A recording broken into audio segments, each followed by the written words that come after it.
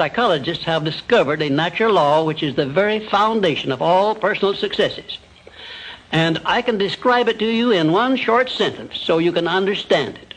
Whatever the mind can conceive and believe, the mind can achieve.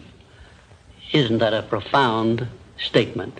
You will notice that it says nothing about the need for education, but simply that whatever your mind can conceive and believe, your mind can achieve.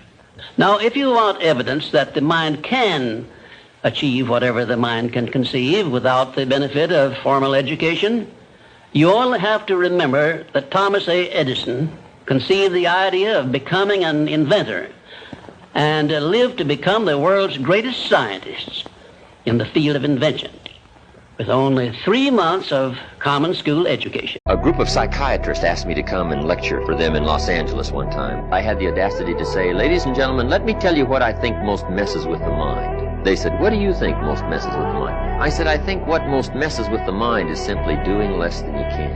It sets up all kinds of psychic problems, doing less than you can." Guess when you really feel good about yourself? When you've done the best you can. Can you expand upon the part where you said, in order for consciousness to fully understand itself, it has to forget? For consciousness to fully understand itself, it has to go through a paradox. It must forget itself. Here's why. Consciousness in its purest form is infinite. It has no boundaries, no contrast, no separation, just limitless existence. But here's the problem. If something is everything, how can it truly know itself?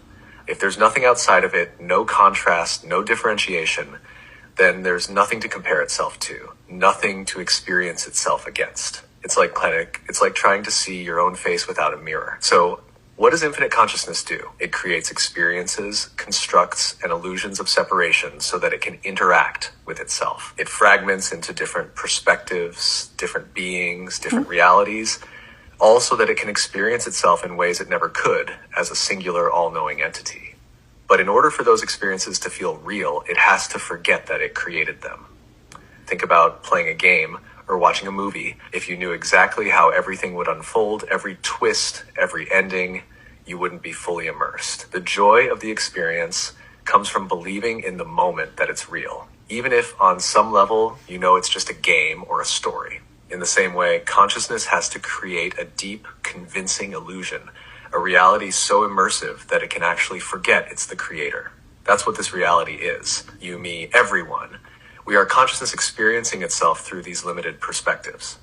And because we've forgotten our infinite nature, we get to explore, learn, struggle, love, and rediscover ourselves